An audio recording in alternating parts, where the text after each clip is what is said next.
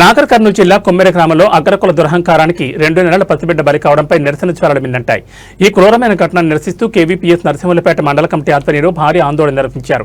ఈ సందర్భంగా కేవీపీఎస్ జిల్లా సహాయ కార్యదర్శి మందుల యాకూబ్ మాట్లాడుతూ దేవుడి దర్శనం కోసం రసీదు అడిగినందుకు రాజకీయ యువకుడు గణేష్ను చితకబాదడమే కాకుండా అడ్డువచ్చిన మహిళలను కాలితో తనడం వల్ల 2 నెలల చిన్నారి ప్రాణాలు కోల్పోవడం అత్యంత దారుణమని మండిపడ్డారు.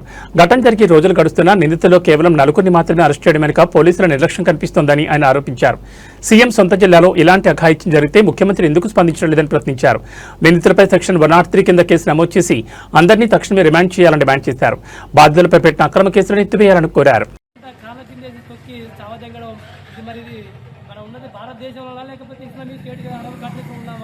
ఈ ప్రభుత్వం వెంటనే చర్యలు తీసుకోవాలి.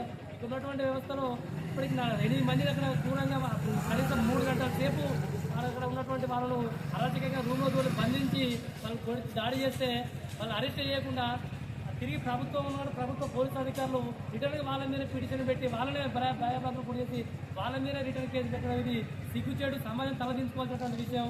ఇక్కడ తక్షణమే ఇక్కడ ఉన్నటువంటి రాష్ట్ర ప్రభుత్వం రెడ్డి సామాజిక వర్గానికి ఉన్నటువంటి ముఖ్యమంత్రి రెడ్డి గారు కాబట్టి వాళ్ళు రక్షిస్తుందా? దీన్ని కేవీపీఎస్గా ప్రయాసంగా దీన్ని తీవ్రంగా ఖండిస్తున్నాం. తక్షణమే వాళ్ళు అరెస్ట్ చేయాలి. ఎస్సీ అట్రాసిటీ కానీ బీసీ చట్ట ప్రకారం కానీ వాళ్ళు ఖచ్చితంగా మరణశిక్ష విధించాలని చెప్పి మేము తీవ్రంగా కేవీపీఎస్ పక్షాన డిమాండ్ చేస్తున్నాం. ఈ కార్యక్రమం ఉద్దేశించి మునిగటి మోహనలను ఈ మల్లన్న జాతర నాగర్ కర్నూలు జిల్లా లోపల అక్కడున్నటువంటి ఒక రజక కుటుంబంలో ఆమె దేవుని గుళ్ళకి దర్శనానికి వెళ్ళిన సందర్భంగా అక్కడున్నటువంటి అగ్రకుల దురాంకారులు ఆ మహిళ పైన ఆ పసి పాప పైన అఘాయిత్యంగా కొట్టి చంపడం అనేది ఇది హేయమైన చర్య.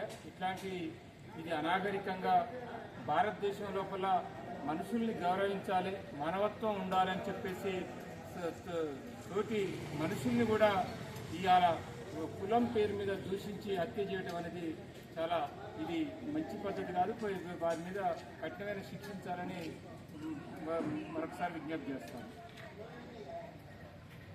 Photo photo